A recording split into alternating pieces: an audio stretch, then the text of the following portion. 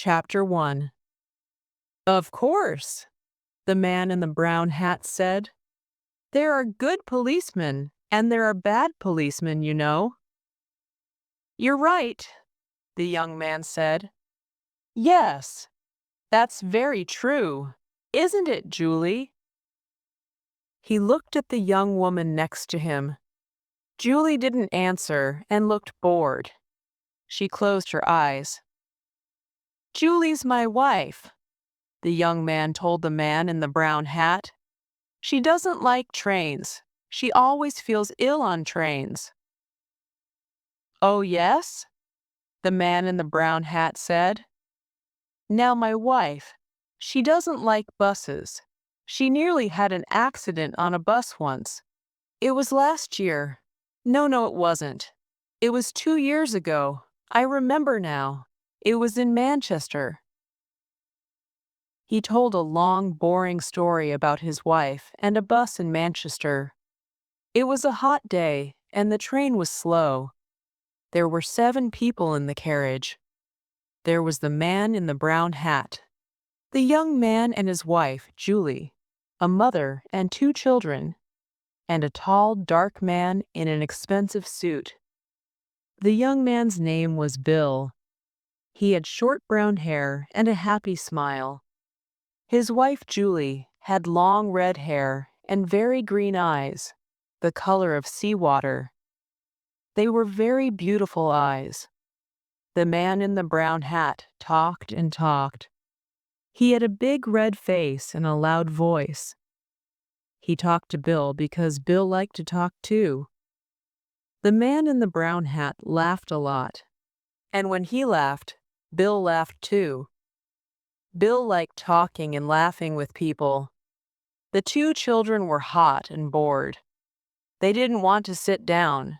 They wanted to be noisy and run up and down the train. Now sit down and be quiet, their mother said. She was a small woman with a tired face and a tired voice. I don't want to sit down, the little boy said. I'm thirsty. Here, have an orange, his mother said. She took an orange out of her bag and gave it to him. I want an orange, too, the little girl said loudly.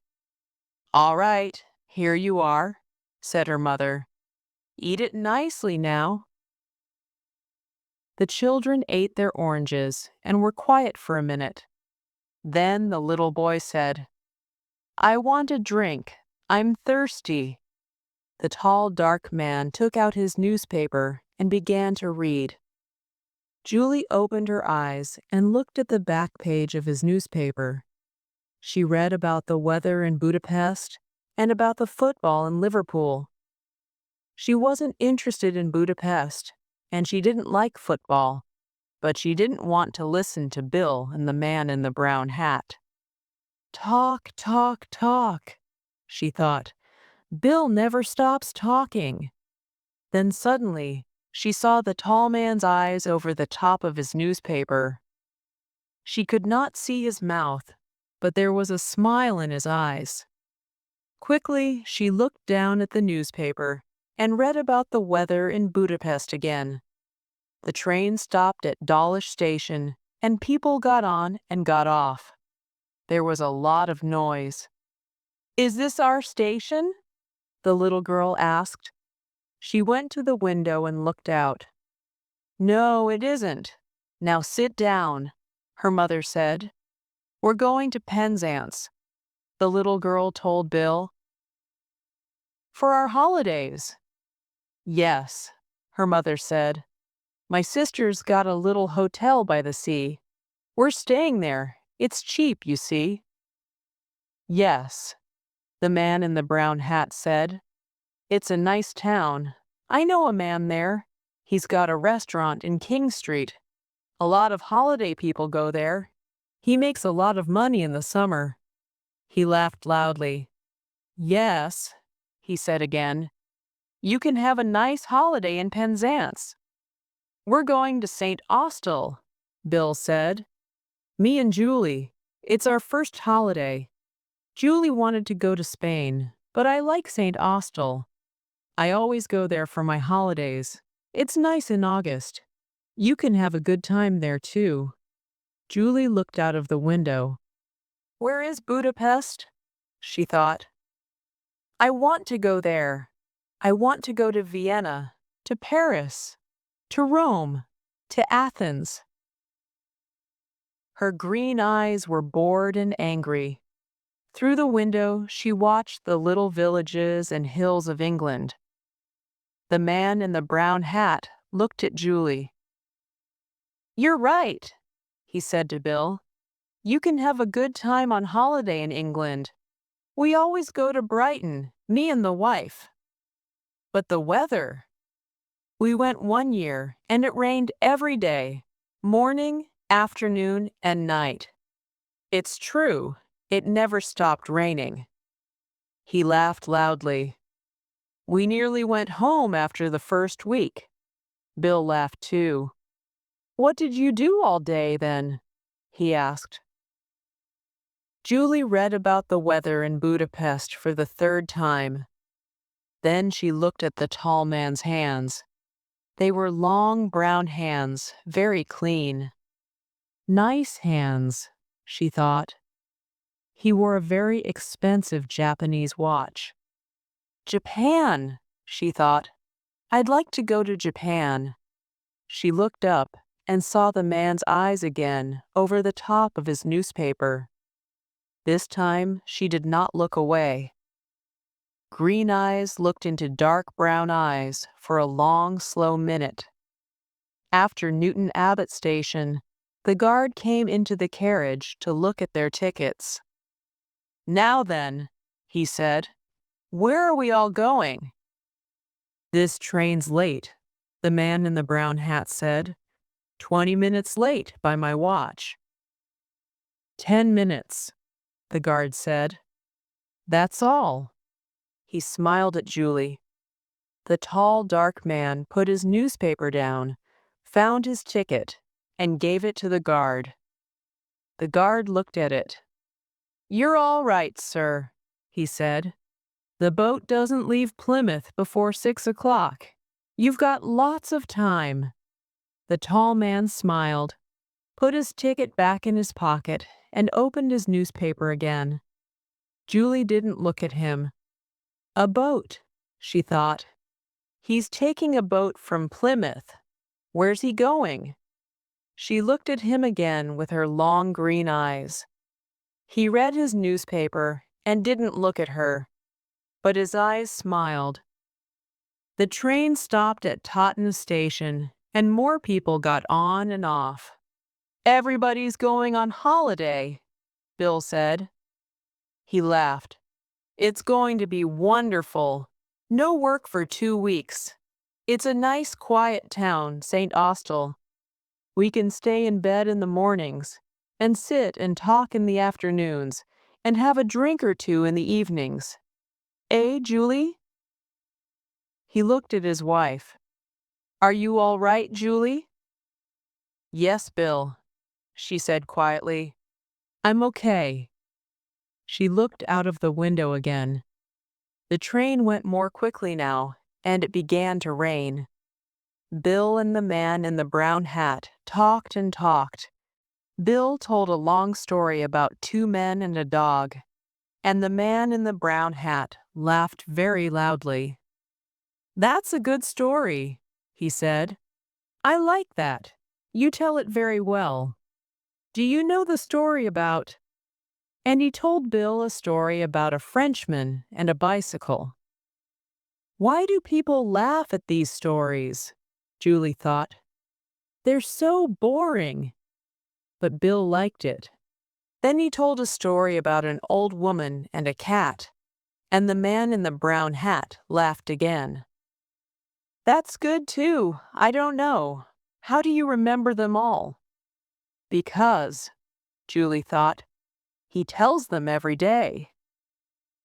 I don't understand, the little girl said suddenly. She looked at Bill. Why did the cat die? Shh, be quiet, her mother said. Come and eat your sandwiches now. That's all right, Bill said. I like children. The man in the brown hat looked at the children's sandwiches. I'm hungry too, he said. You can get sandwiches in the restaurant on this train. He looked at Bill. Let's go down to the restaurant, eh? I need a drink too. Bill laughed. You're right. It's thirsty work telling stories. The two men stood up and left the carriage. The little girl ate her sandwich and looked at Julie. But why did the cat die? She asked. I don't know, Julie said. Perhaps it wanted to die. The little girl came and sat next to Julie. I like your hair, she said. It's beautiful. Julie looked down at her and smiled. For some minutes, it was quiet in the carriage.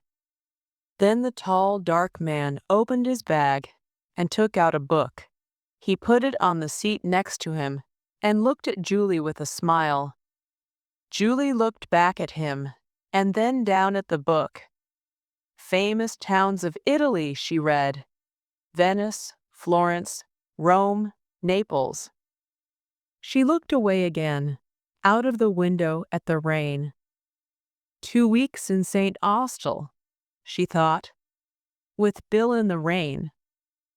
After half an hour, the two men came back to the carriage. There are a lot of people on this train, Bill said. Do you want a sandwich, Julie? No, she said. I'm not hungry. You eat them. The train was nearly at Plymouth. Doors opened and people began to move. A lot of people get on here, the man in the brown hat said. The tall, dark man stood up and put his book and his newspaper in his bag.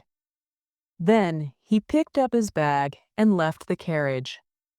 The train stopped at the station. A lot of people got on the train, and two women and an old man came into the carriage. They had a lot of bags with them. Bill and the man in the brown hat stood up and helped them. One of the women had a big bag of apples. The bag broke, and the apples went all over the carriage. Oh, damn, she said. Everybody laughed and helped her to find the apples. The train moved away from Plymouth Station. After a minute or two, everybody sat down, and the woman gave some apples to the children. Where's Julie? Bill said suddenly. She's not here. Perhaps she went to the restaurant, the man in the brown hat said. But she wasn't hungry, Bill said. She told me. The little girl looked at Bill.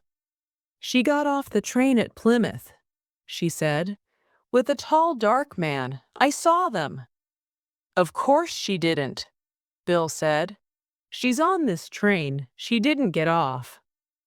Yes, she did, the children's mother said suddenly. I saw her too. The tall man waited for her on the platform. He waited for her? Bill's mouth was open. But he read his newspaper all the time. He didn't talk to Julie, and she never talked to him. They didn't say a word. People don't always need words, young man, the children's mother said. But she's my wife. Bill's face was red and angry. She can't do that, he said loudly. He stood up. I'm going to stop the train.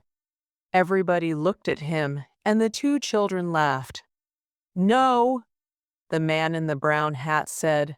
No, you don't want to do that. Sit down and eat your sandwiches, my friend. But I don't understand. Why did she go? What am I going to do?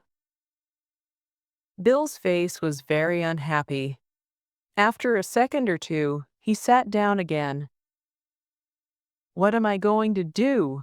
He said again. Nothing, the man in the brown hat said. He ate his sandwich slowly. Go and have your holiday in St. Austell. You can have a good time there. Forget about Julie. Those green eyes now. He took out a second sandwich and began to eat it. I knew a woman once with green eyes. She gave me a very bad time. No, you want to forget about Julie.